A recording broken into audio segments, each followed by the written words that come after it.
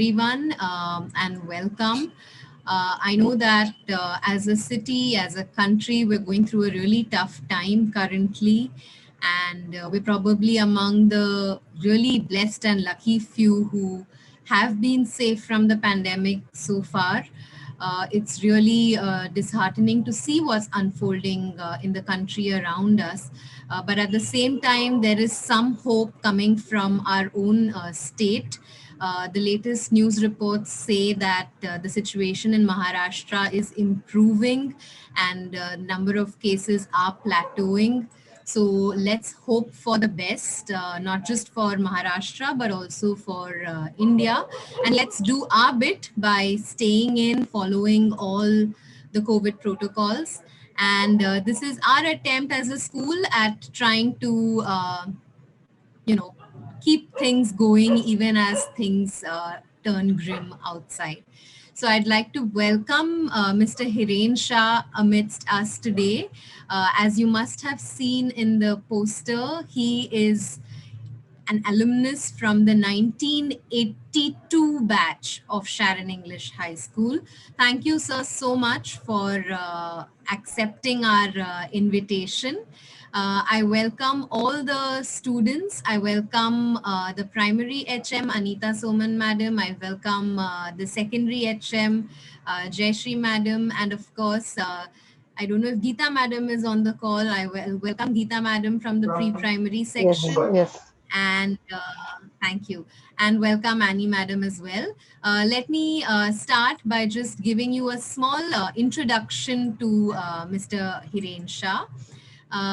He is a business cum technology leader with more than 30 years of experience in both the IT domain as well as the finance domain. Sorry. He is a physics and electronics graduate from Mumbai University and a chartered accountant from the Institute of Chartered Accountants of India. And his life is a testimony to the statement, if you have the will, you can conquer anything, I guess. And from my short conversations with Mr. Hiren, I've also understood that he was one of those few students back in the 80s who cracked the CA exam in his first attempt. So, and he's also been able to marry his interest in finance with technology in very interesting ways. From building the first real-time equity index calculation system to building the first credit risk assessment platform, Mr. Hiren was able to build products and solve business challenges which were path-breaking in the Indian capital markets. Each one of his early initiatives today is a multi-million-dollar standalone enterprise. He mastered the art of applying the power of technology to solve business challenges and building high-performing teams to make the vision come true. This ability pushed him to become one of the youngest Chief Information Officers, CIOs, in the country and earned him the recognition as one of the top 100 CIOs in India. Today, he is the president and mentor at NetSquare Solutions Private Limited, a firm that he co-owns. He helps some of the best logos globally manage their cybersecurity challenges. And while doing that, he also mentors and nurtures some of the best talent in India in this space. Today, he will talk about threats and opportunities from the cyber world. So with that introduction, I hand over to you, sir. Thank you, Jennifer. I'm so happy you're recording this because I have to get my daughter to hear that. So thank you for that.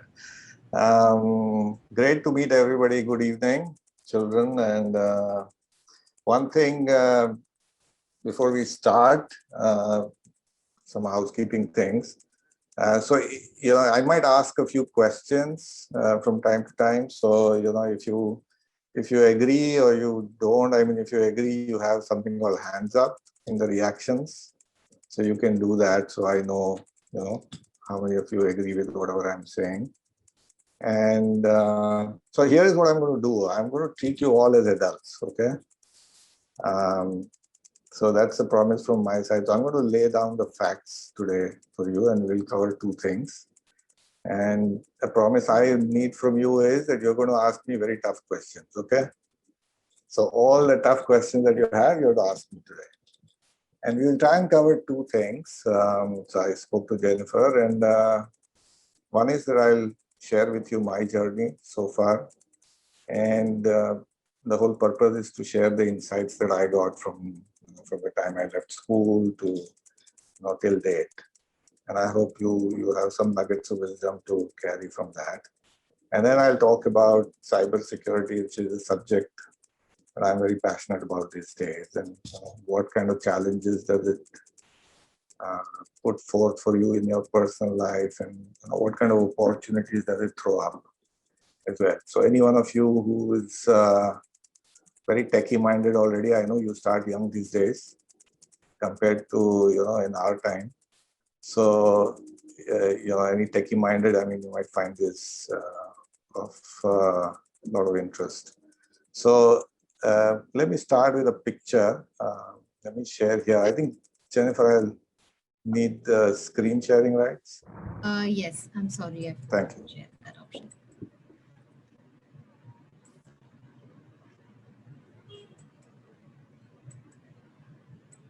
Yes, sir, you can do it now. Thank you.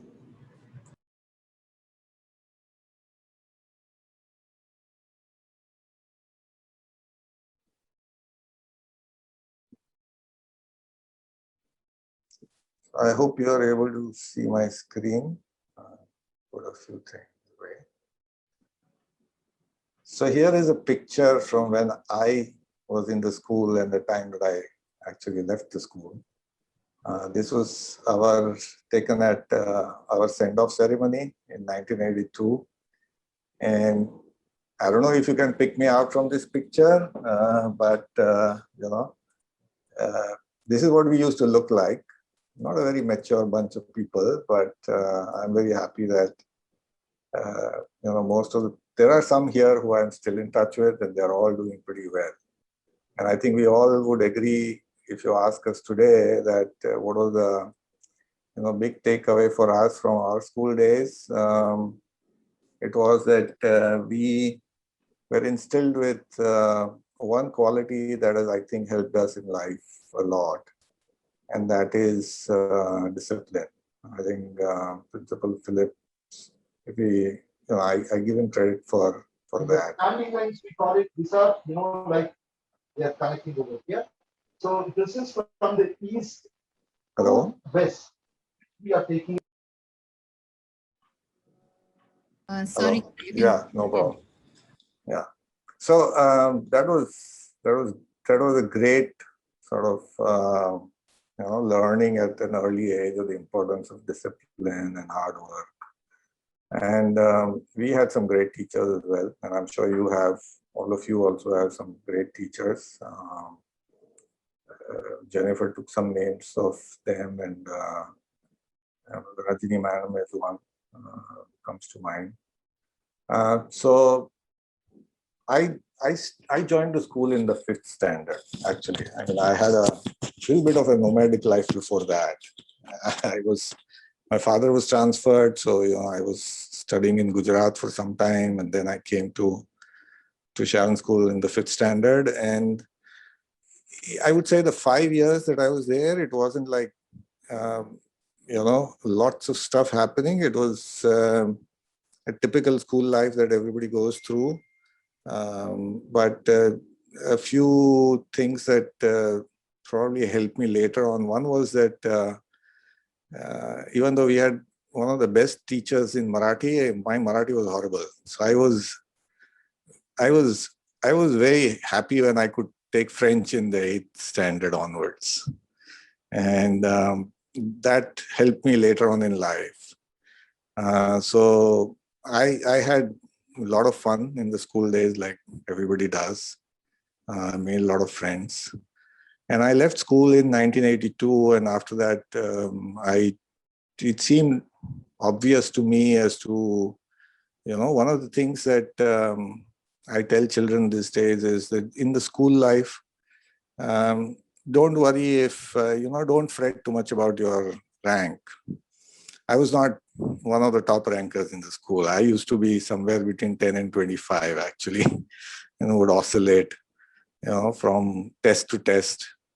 But, if things have worked out for me, they'll work out for you. So let me assure all those students who, are not the toppers, the marks that you get in schools, they become of very, very, very little importance as you go along in life. It is actually what you learn in school that matters. So focus on learning. And so one thing though that I would urge you all to do, students, is to identify your area of interest by the time that you reach your 10th standard. And that's what happened in my case. I could figure out that I was good at numbers, and that, I liked, solving equations. So physics and maths were my, favorite subjects. And so I obviously went into the science stream in the 11th and 12th standard in college.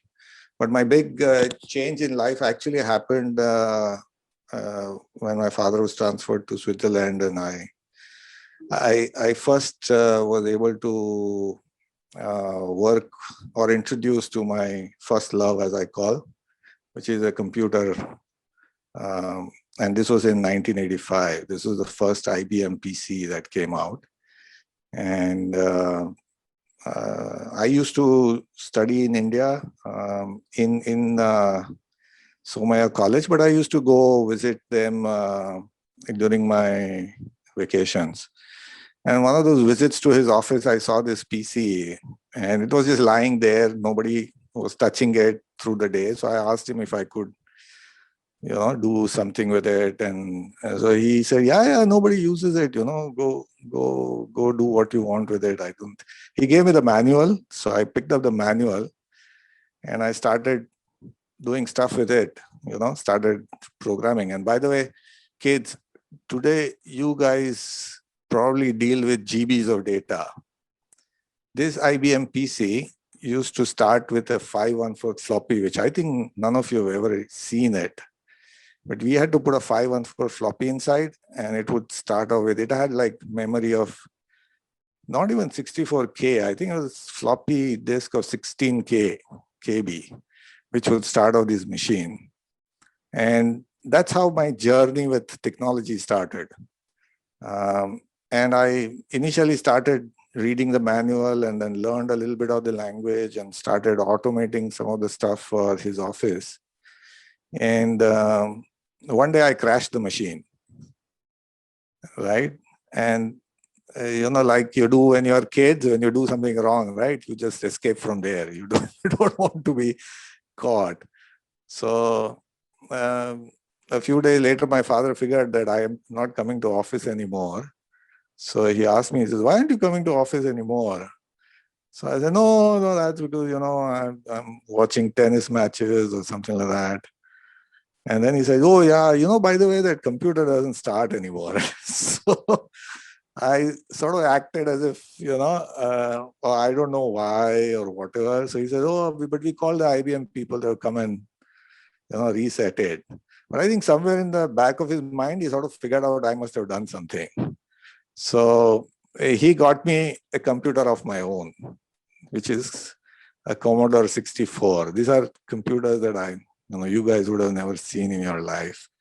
But this machine did not have a memory of its own. The only way to operate this machine was putting a little floppy drive in this machine. And this is what started my journey in technology. And soon I got, completely hooked into this. I started writing programs of my own. But while I was doing this, while I was doing my graduation in Mumbai, I used to stay in a hostel. And the hostel was full of people doing chartered accountancy. And I somehow took a liking to finance. It sort of was very interesting to me.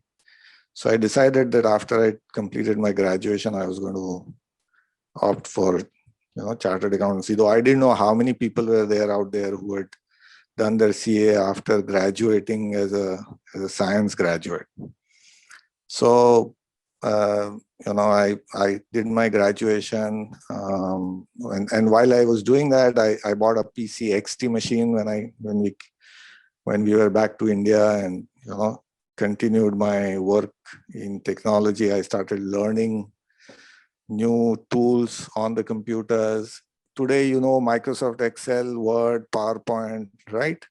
In those days, there used to be something called Lotus 123, which was like a spreadsheet tool. And I learned Fox Pro, and I started doing something that most people don't do actually when they are studying technology. I started dabbling in what is called as assembly language, which is a language that you actually program the computer with in something that they understand. So I started working both on doing my chartered accountancy, where good thing is in a CA course is that you learn it by practice. You do your articleship where you actually learn the practical aspects of finance and accounts and all of that. So in 1990, when I passed out, I had this thing where I didn't want to go into the traditional practice. I wanted to sort of do something that had the elements of technology and finance, and therefore I started working with a merchant banker. I went into capital markets. I was very much interested in stock market and all of that. And interestingly, it was at a time when I don't know if any one of you youngsters have watched this movie Scam 1992, which has become very popular these days.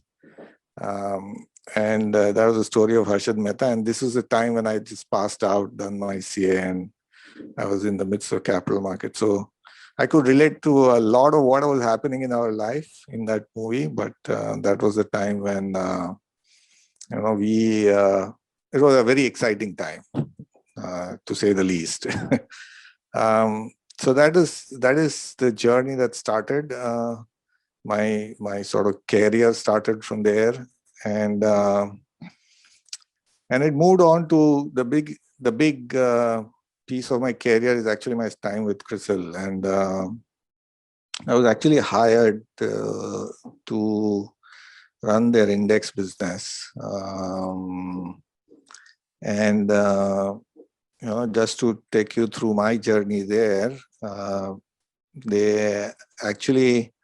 I'm a Guju, so every Gujarati, is a banya. Banya doesn't like, not earning money. When I was hired to run this index business, they said, "Oh, this is a franchise business. You don't have to worry about making money." But the Guju in me, the banya in me said, "No, you can't do any activity unless you make money." So I sort of started doing stuff with that business so that we started making money. And one of the things that we did, which is almost like a milestone, is we created a real-time index calculation system. So, you probably, if you look at some of the business channels, you'll see people talk about Sensex and Nifty and all this stuff. These are equity indices, and CRISIL launched its own.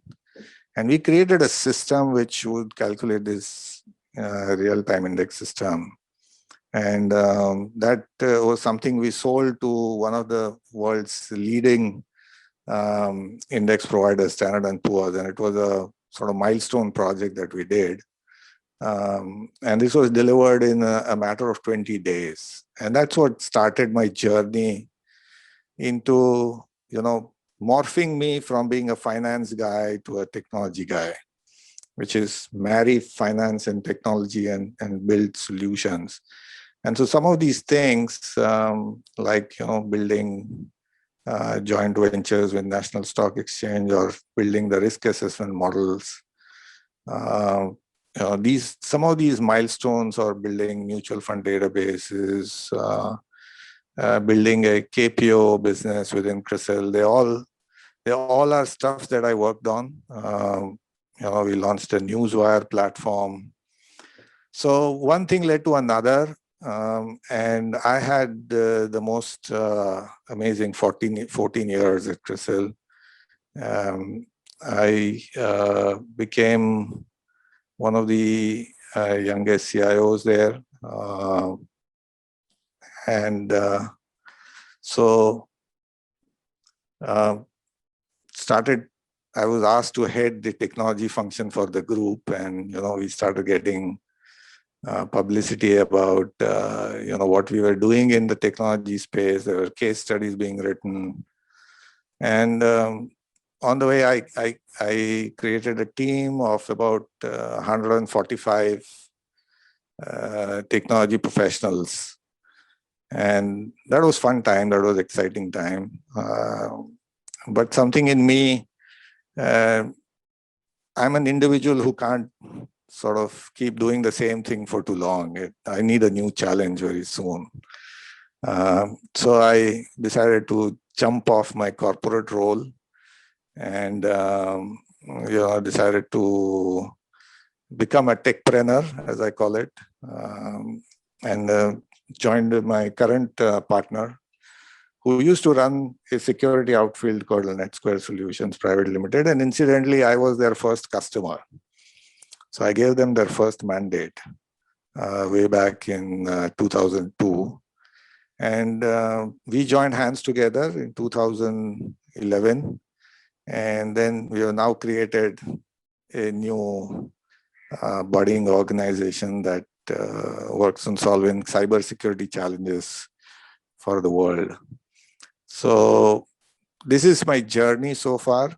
But the thing that actually moved me to move into cybersecurity is early on, around 2008, 2010, I saw the challenges that internet and the proliferation of World Wide Web is going to create. And that's what prompted me to say, okay, we need to do stuff. This is one area which is going to be extremely important in the years to come. And just to give you an example, those items that you see here, everybody knows Big Basket, you order groceries from. 2 crores clients were affected because of the data breach that happened there. Right? So cybersecurity is now clear and present danger. And we have so many different news items about breaches that are happening, which is actually affecting individuals. Airlines, right? Financial institutions, banks, even energy companies, energy plants, right? So while you guys are going through your school time between 5th standard to 10th standard, I suppose all of you are in that range, right? World is going to get, at least the cyberspace is going to get a lot more complicated.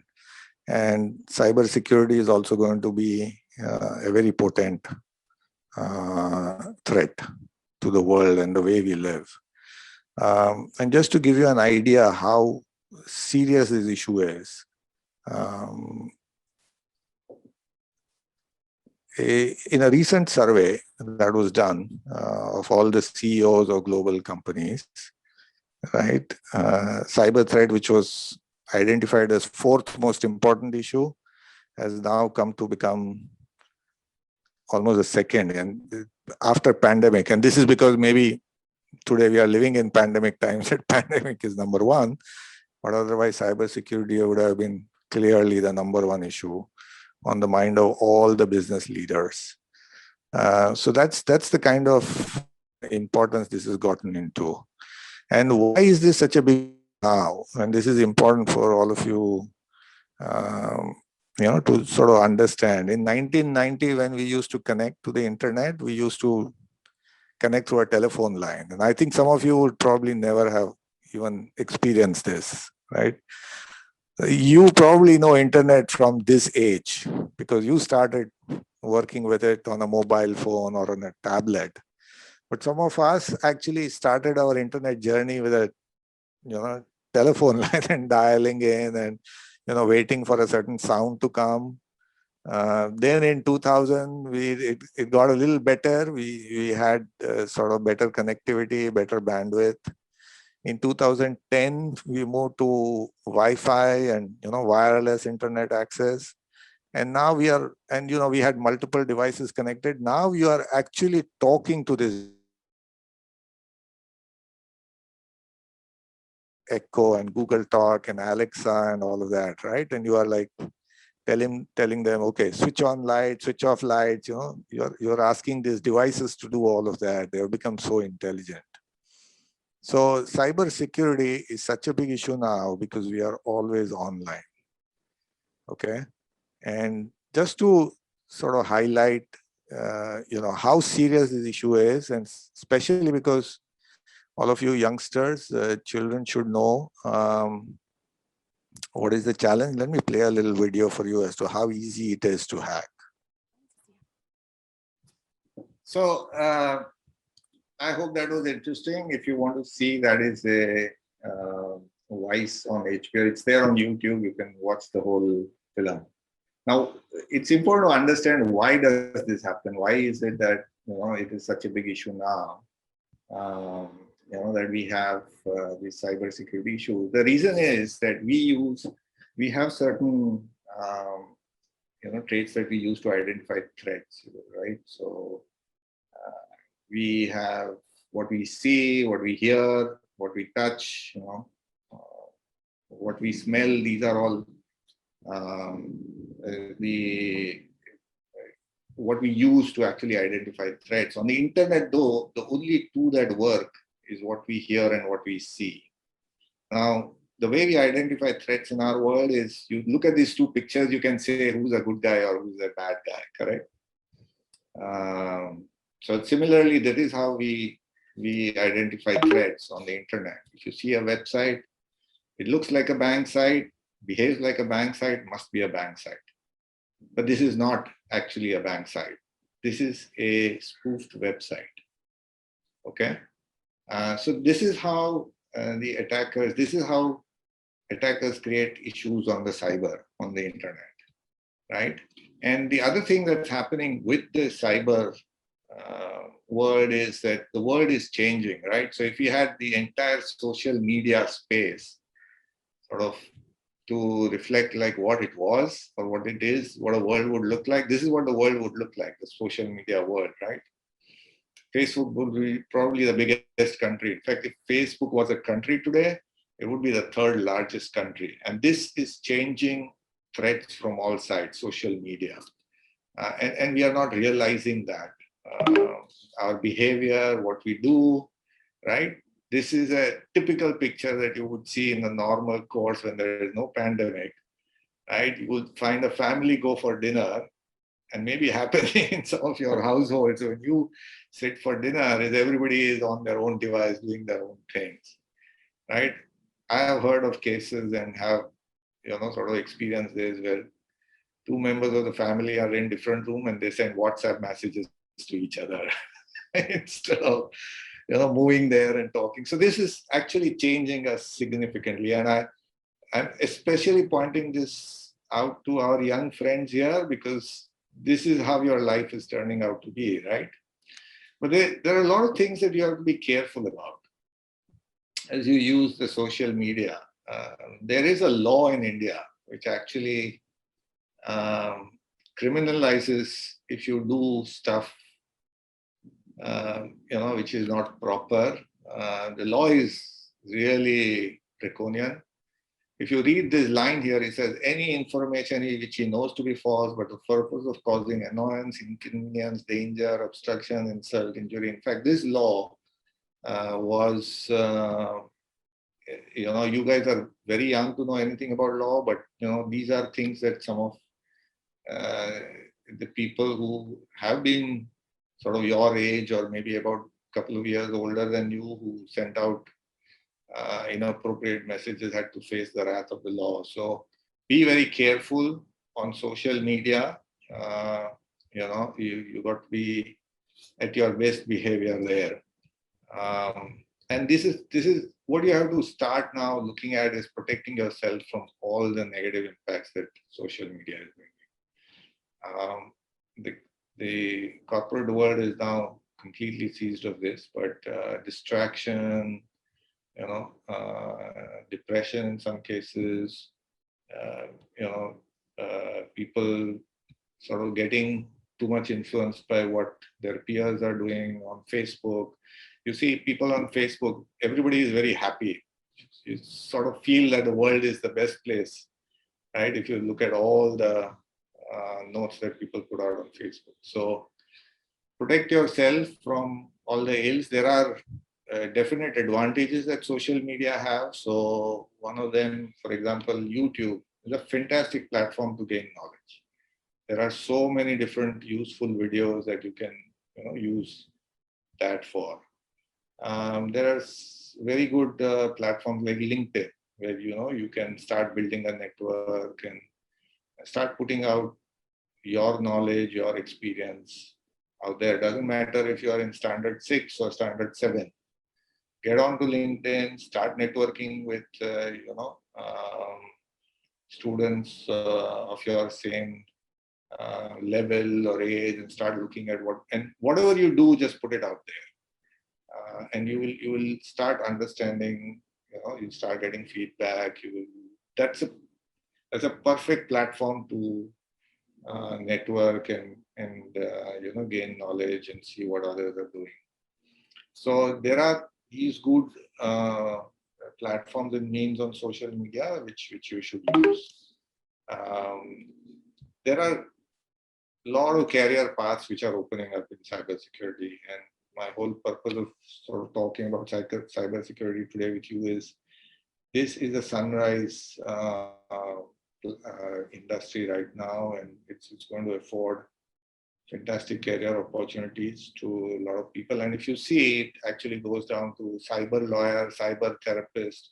So even if you're not really interested in technology, you could in some ways be associated with it. The one that I marked here are the ones that we work on. We are a firm that works with security analysts, penetration testers, security architects. The whole idea is to make the world a safer place, right? The one thing that I would want to leave you behind is that in whatever you do, and this is probably the biggest lesson to learn that I have from my life, is do it and learn. I see a lot of youngsters who run after certification, and that doesn't help eventually. It is only when you do your stuff on your own, practically dirtying your hands, that's how you actually gain knowledge and experience that will prove to be useful. And we have tremendous gap. We need 4 million more cybersecurity engineers today, and this is going to grow because technology is growing. This whole space is growing. So start preparing yourself if this is an area which appeals to you and excites you. I would say there's a fantastic career waiting for you. So let me pause here, and let's have some questions. Thank you so much. I for one already am thinking of many questions, but I'm going to request students to please raise their hands, and maybe we can take questions one by one. Please use the raise hand option, students, in Zoom. Sir, if I could ask you to stop sharing. I'll stop sharing. Yeah. Thank you. Yeah, Thank you can.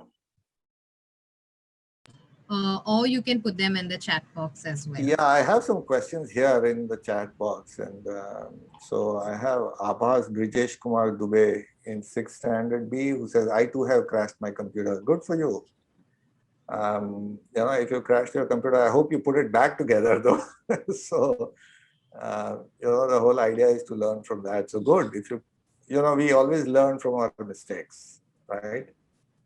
And so I crashed that first IBM PC. Eventually, I learned how to put it back together. But there wasn't much data. I mean, we were dealing with like 16 KB of data. But there was a program that I had written which I lost, and that always stayed in my mind. So when I became the CIO of my company, one of the things that I always kept pointing to my people is how we have to create disaster recovery. We should not ever lose data. So these things that you do when you are young and starting out, they sort of stay with you, and they are very very valuable. There's somebody who says, "Sir, is the VPN safe?" Again, that's Abbas, I think, here, who's asking, is the VPN safe? I don't know if at your age you should be using VPN. So could you explain what the VPN is? Even I don't know. So what he's talking about is virtual private networks. So basically what happens is Abbas here? Abbas, you want to, maybe if you can remove my spotlight. Yeah, let's put a spotlight on him for a moment. Abbas, could you put your video on, please?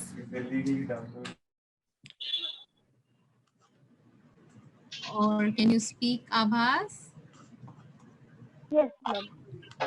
Abbas is there. Yeah, go ahead. So what did you mean when you asked, is VPN safe? Actually, sir, I read from the website that VPNs are safe if you go on websites regularly, like for reading news, or we search for something like DIYs, like we go on website. So I got a news that if we use the VPN, we can be safe from the cyber attacks that come. So I asked that question.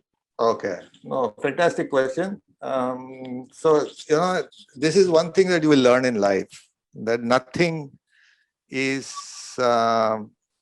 neither safe nor bad nor good, as a concept. Everything has a good and bad side of it.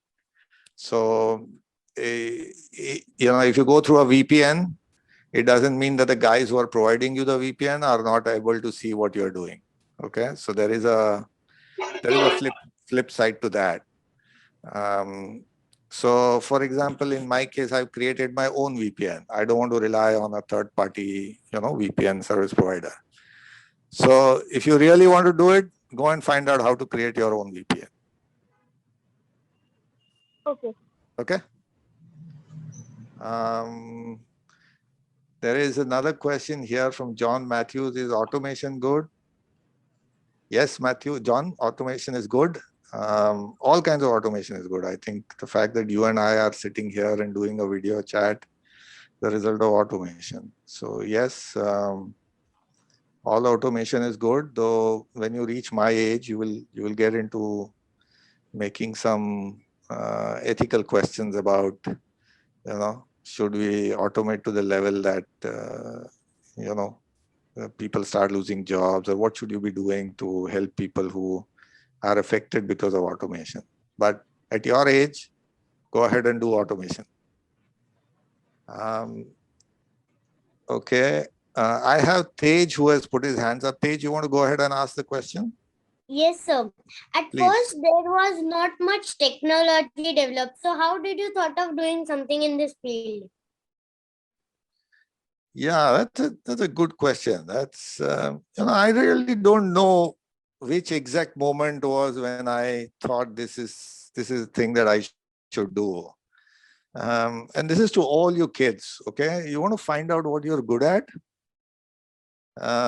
There is one litmus test that you can use. Okay, if somebody wakes you up at 2 o'clock at night and says, "Do this," and if you are able to do that without feeling the pain of doing it, or getting bored of it, take it from me, that is what you like doing. That is your love. Okay, Okay, so sir. okay, so any subject that you can do it at 2 o'clock in the night or 3 o'clock in the night, then I would bet that that's a subject that's good for you. Okay, Thank you, sir. welcome. I have Akshara here who says it's good. I don't know if that's a question. Thank you. Akshara, did you have a question? No, sir. Okay, Janil here has a question here. Says, actually, sir, I've heard that hackers first of all put off our antivirus and then they access our Google account, and at last when our computer is fully hacked, they can operate our computer, which means even if we don't operate our mouse or if we don't move our arrow, then too it moves, which means our computer is hacked. Okay, Janil, hacking is a way more complex subject than that. It's not just about antivirus, but you and I can have a separate discussion on this. It's a subject that can take up whole day as to how you get hacked and what are the different methods and all of that. John has a question again, says, how can we stop cyber attacks? Again, a question that can take days to answer and delve into. So here is something. Why don't you decide to become a cyber security expert, and then you'll have the answer to that question. But this is something that the entire world is working on. Even the US president talks about cyber security as one of the biggest threats, right? Here I have Vaishnavi who says, if you open an account on any app and uninstall the app without deleting the account, is it safe? Yeah, so this is a good thought and good question. And it brings me to this very important point, guys, that nothing in this world is free. There is no free lunch. So be very careful when you install apps which are free, especially games, because you are in that age bracket where you love playing games on your mobile phones and iPads and devices. Most likely, especially if you are using an Android phone, all of these free games could be the way in which malware, or what you call as virus, gets into your phone. Okay, so try and stay away from anything that's free. Ryan has a question. Ryan, your hand is up. Go ahead. Yes. How can I start developing applications related to cybersecurity? Okay, so cybersecurity is a very vast field. I think you're in what standard, Ryan? I'll be going to it. Eighth standard, did you say? Okay. Have you started playing with any programming language? I'm learning Python. Fantastic. See, that's what I tell you. You guys start young, right? So Python is a language which is very popular these days. If you learn Python, first try and build programs which automate stuff, okay? And then you can start looking at, what do you do for security and stuff like that. But again, if you are really interested in this field, we can have a separate conversation. I can tell you how do you start working on learning tools that you work with in cybersecurity, and how do you build. Have you heard of something called Kali Linux? No, sir. Okay, so that typically is the starting point. Okay, if you want to make a career in cybersecurity, the one operating system which is your best friend is Linux. Oh, Linux. Okay. I've heard about Linux. I just recollected it. It's an operating system, just like we have those. Yeah. And Linux, and start learning about networking, something called TCP/IP, right? What is that? These are foundation. These are building blocks to you going further on and building a career in cybersecurity. I have Daksh here. Sorry, let me just go up, I think. Okay, Tanvi, could incognito modes be hacked? Yeah, they can be hacked, but incognito mode is good. If you connect to your internet and work in incognito mode, at least you are not getting tracked, or what happens is in incognito mode, when you shut it down, there's no data that's stored. What is SSL? Well, we'll need to have a separate session on that. That's a way of securely browsing websites. Okay, let me put it that way. What are problems faced by cybersecurity and how can we overcome them? Man, this will require a whole separate session again, Bhumi. But there are lots of problems. Primarily, let me tell you primarily why do we have, I explained you a little bit in the presentation, but the reason that we have cybersecurity risk is because the technology on which internet is based was not meant for it to be. Okay, it was meant to only exchange documents. But what we did is we went ahead and started putting banks on it and started doing transactions on it. And then we added video to that and audio to that. And, we just stretched it. And that's what's created the problem.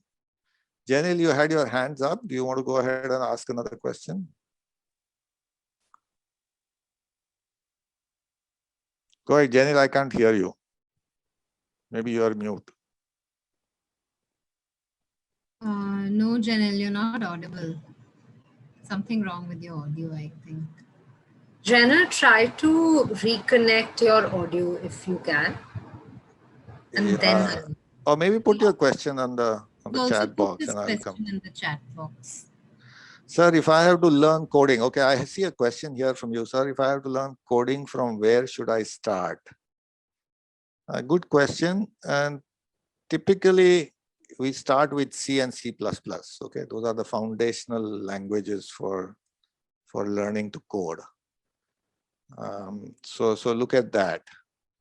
Yashraj, I'm going a little bit fast so I can cover as many questions as I can. Okay, guys, but if you have, Jennifer has my contact details. So, if any one of you want to reach out to me separately, she can share it with you. Sir, that one amount is hacked, then what we should do in Instagram? Sorry, I'm not sure I follow that question, Yash. Sir, that someone's account is hacked. Okay, that's what you mean. Someone's account is hacked, then what we should do in Instagram? Honestly, I'm not a very big fan of Instagram, so I would probably say shut it down. Okay. But if you still want to follow your favorite star, and that's what I see people doing, right? Don't worry. I don't think you're going to put anything other than your pictures and videos on Instagram. So I don't know. I mean, anyway, it's public. So I don't know what somebody's going to take away from that. Yes, somebody had a question. Sir, can I ask a question? Please, something in continuation with what Janil was asking. Nowadays, there is a lot of advertisements related to coding.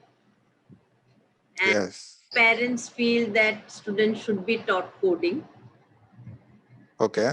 So I do not know, is it necessary that students should learn coding? How is it going to be useful?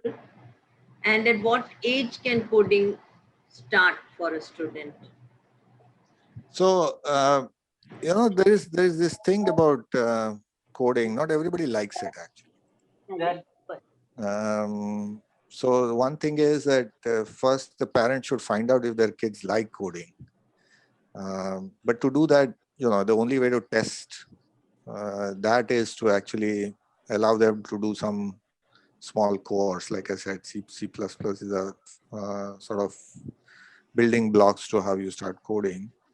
But today you have several languages like Java that actually students tend to start with, which I find a little strange, but I've seen students actually jump straight away to coding in Java and all that.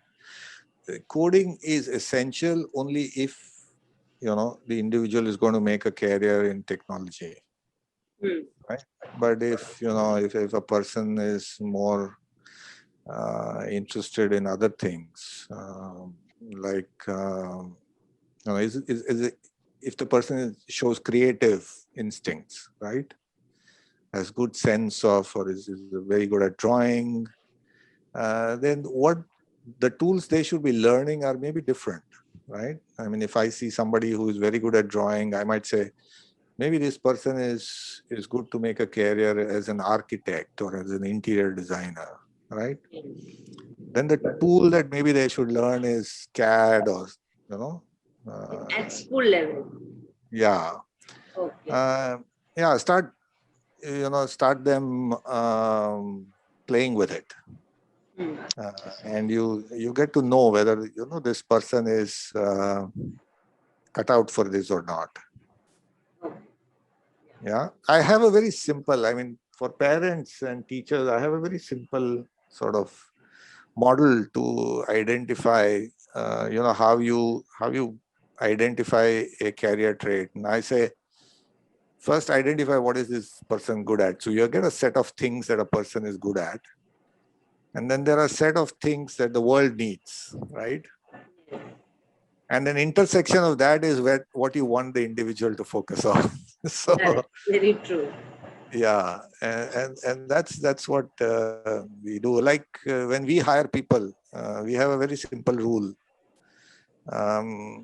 What you need in a person to do a good job is aptitude and attitude, right? The person needs to have the skills and the person needs to have the attitude. When we interview people, we look for attitude because we believe aptitude we can help them build. We have the training, we have the methodology, we can help them build. But if the person doesn't have the attitude to do cyber security, he or she, and the attitude we are looking for is this person very curious? Is he questioning everything under the sun? And he's cut out for this, cut out for this field. Thank you, sir. Yeah, so Janil has a question, so how to create a good team for your business. What standard are you in, Janil? Right now, I'm in 10. 10th standard? Okay, we'll get there. We'll get there. It's a good question, important question, but let's go through your 10th, 12th, let's get some skills in first. We'll worry about creating a good team for business maybe a little later. Do you think quantum computers will terminate cyber attacks? No, actually, it will make it more complex. This is John who has a question here. Quantum computing will, and that's something that maybe your generation will have to deal with. I think maybe my generation, we would be sitting at a beach somewhere. This will not be an issue for us to deal with, but your generation will have to deal with this issue, I think, quantum computers and the chaos they are going to bring. But they are going to make our life far more complex. Palak has a question here. Can anyone hack or get our sensitive information from our Facebook account? I don't know if you have any sensitive information in Facebook account, but somebody can use your Facebook account. And if they have hacked it, maybe use your identity elsewhere, right? And learn things about you which you may not know. And which you may not have shared publicly. That information can be, for example, I don't know if on your Facebook, do you write your real birth dates? I always get wished. I always get wished on 1st of January every year because that's the birth date I put on my Facebook page, and that's not my real birth date. Right? My real birth date maybe is there in the records of Sharon English High School, but it's not there on my Facebook page. And the reason is, don't put out your real information on these kind of sites, okay? Social media sites. Unfortunately, some of this information is used by banks to validate who you are, okay? So yeah, some of that information can be misused. Jayashri says, which is good app that protect us from threats on mobile? The best app that protects you from threats on mobile, Jayashree, is you. Okay? You use the mobile carefully, responsibly. Don't put stuff in there, which you don't need, and you're okay. Right? There's a separate session we can have on how do you protect yourself, how do you responsibly use mobile, Wi-Fi, your PC, all of that. But the best way to keep yourself safe in this cyber security scenario is I keep saying to people, be very, very careful about what you do. Which link do you press? Okay, which site do you go? All of that. Sir, can we prevent cyber attack? That is a question from Parita. Well, we are trying. We are trying to help people do that. So it is always going to remain work in progress. It's always going to be WIP. Daksh has a question: how do black hat hackers hack our data, or through which programming language do they do it? Daksh, my friend, this is a question that will take not just 1, 2, but many, many days to go through.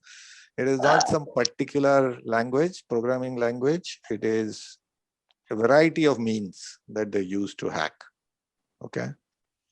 Sagar, sir, should we start with C# when we begin coding? C# is slightly more advanced. You should probably start with C itself. Okay, you should learn about data structures and all of that, Sagar. Janil, actually, sir, I've started making games in P5 editor, but only my one mistake is lagging me down of the giving skills the ball. I'm not sure, Janil, if I understand what you're trying to say here. But yeah, if you're making games, good for you. Go ahead and do it. Judith, are there a set of basic skills we should master or know to cope with the technology advancements of the future? So, Judith, things are going to keep changing. Okay. The amount of technological change that is happening is amazing. And what is amazing is the pace at which it is happening. So, till 10 years ago, Java was the in thing. Today, Python is the in thing. We don't know what's going to be the in thing 2-3 years down the line, right? So my mantra for success is learn whatever you need to master at that point in time. That's a better thing. So, whenever you reach the stage, I don't know which standard you are. Judith, I think maybe children start with C, C++. Maybe when they get to 10th standard, we look at what language is, the mainstream today. For example, Python is the mainstream today. We start getting them to learn that. And then it's not just the programming language. What is more important is also, how do you think of a program? What is the logic behind it? That the mindset to sort of start thinking like that. So that is also something that one has to work on. I have, again, Abhas here, is a good RAM really needed for technical work? Yes. It's a good machine is i5, 8 GB RAM. That's a good machine. If you have that, you should be able to do anything that you want to. Okay, I think this is pretty much it. So I've covered everything here on the chat. If anybody else has any other questions. I hope this was useful. I have one last question. Janil says, how many years of experience do you have in this field? So I'm an old man now, Janil. It's 30 years that I've been doing this. Yeah. Over to you, Jennifer. No, I'm just so glad that we could take so much of your time. We've gone overboard by 10 minutes, but I think that's been worthwhile because we were able to take so many questions. And I think with every interaction that we have with outsiders, we learn so much more about our students. We are really amazed about, with the questions they come up with. And we often think as teachers that they only know what we teach them in school, that their knowledge is limited to the textbook. But such experiences are great reminders for us because they teach us so much about our students. So I want to really thank the students for all their questions. I hope you found this session to be useful. And Mr. Hiren, we'd love to call you back again with maybe another topic. Like I think what you did today was gave us a peek into many different areas and really told us that there's so much more to know in each area, right? And I think we need to have timely interactions with you. Yeah, no, and thank you for the questions. I learned some stuff of my own, and I think the kids had some very, very sharp questions, and I'm impressed that the kids are already thinking about so many things. I think at your age, when I was at your age, if I were to compare, I think I was nowhere. So I think you are way down the line to building and having a great career. And like I said, if you have any questions, anything that you want to sort of, check with, Jennifer and Judith both have my contacts. Feel free to connect. Can I end it with a few words? Sure. Okay. So I was listening to your journey through life. I found it really amazing. You had a really amazing journey. Thank you, ma'am. And the takeaways that I would like the children also to take away with them is identify what is your interest at a very young age. Whatever task you take, complete it.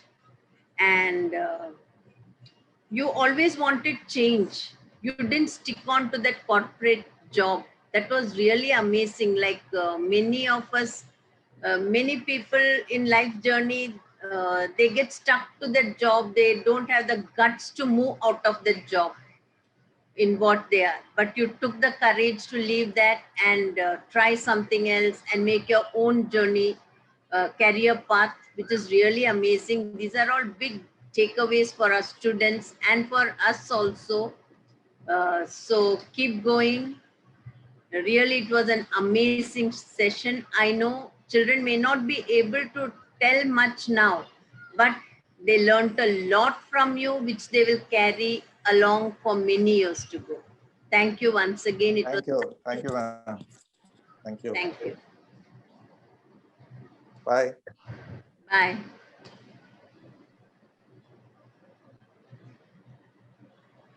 Thank you, everyone. Bye-bye.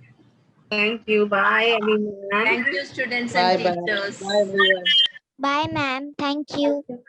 Bye.